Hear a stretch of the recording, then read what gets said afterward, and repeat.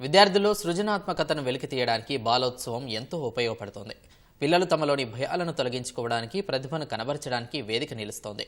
రాష్ట్ర సాంస్కృతిక శాఖ ఆధ్వర్యంలో హైదరాబాద్ సుందరయ్య విజ్ఞాన కేంద్రంలో నిర్వహిస్తున్న 4వ బాలోత్సవం సందడిగా కొనసాగుతోంది.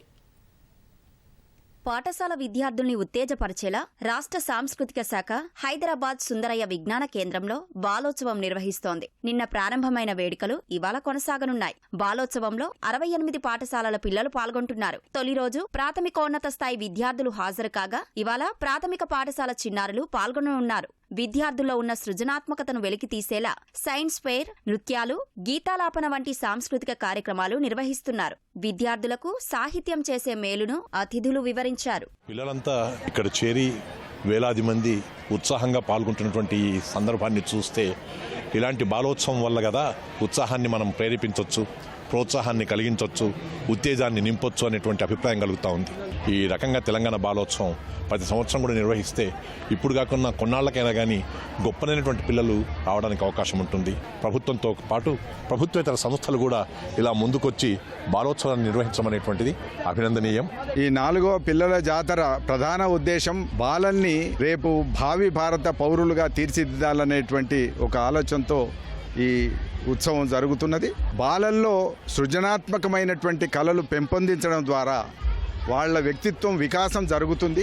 ఎవరి వికాసం జరగాలన్నా తప్పనిసరిగా కళల ద్వారానే వికాసం జరుగుతుంది. ఆయా కళల్లో విద్యార్థుల్ని నిష్ణాతుల్ని చేయడం అనేటువంటిది ధ్యేయంగా ఈ ఉత్సవం జరుగుతున్నది. ఈ లేత భుజాలే రేపు ప్రపంచాన్ని మోయబోతున్నాయి. కాబట్టి వాళ్లకు వాళ్ళ యొక్క చదువులు కానీ, వాళ్ళ యొక్క కళలు కానీ, వాళ్ళ యొక్క ప్రతిభలు కానీ ఒక అద్భుత రీతిలో వెల్లివిరియాలని, ఇవాళ బాలరూపంలో ఉన్నటువంటి వాళ్ళ యొక్క ప్రతిభలు రేపు విశ్వరూపం కావాలని కోరుకుని చేస్తున్న పండగే ఈ బాలోత్సవం. సైన్స్ ఫెయిర్, సాంస్కృతిక కార్యక్రమాల్లో పాల్గొనేందుకు పిల్లలు ఆసక్తి చూపిస్తుంటారు. బాలోత్సవంలో విద్యార్థుల నృత్యాలు, వేషధారణలు ప్రత్యేక ఆకర్షణగా నిలిచాయి. సైన్స్ ఫెయిర్లో భాగంగా వివిధ రకాల విజ్ఞాన ప్రదర్శనలు చేశారు. అడవిలో కార్చిచ్చు చెలరేగితే అటవీ సిబ్బందిని అప్రమత్తం చేసే fire alarm, gas cylinder leak అయినప్పుడు గుర్తించే మెషిన్, ఆటోమేటిక్ ట్రాఫిక్ సిగ్నల్ వంటి వాటిపై ఆవిష్కరణను ప్రదర్శించారు. బాలోత్సవం ద్వారా చాలా విషయాలు నేర్చుకున్నామని విద్యార్థులు ఆనందం వ్యక్తం చేశారు. నేను ఎమర్జెన్సీ అలారం ఇన్ ఫారెస్ట్ తయారు చేశాను. ఇది మనల్ని ఫారెస్ట్ కాలిపోకుండా కాపాడుతుంది. ఇది మనము ఎప్పుడు పిడుగు చెట్టు మీద పడ్డప్పుడు ఈ సిస్టమ్ అనేది ఒక బజర్ అనే సౌండ్ రిలీజ్ చేస్తుంది. అప్పుడు మనకి అడవిలో మంట అంటుకుందని చెప్పబోతుంది. ఇది నేను చేసిన ప్రాజెక్ట్ వర్క్. ఇది వర్కింగ్ మోడల్. నేను ఈరోజు గ్యాస్ డిటెక్షన్ సిస్టమ్ తయారు చేశాను.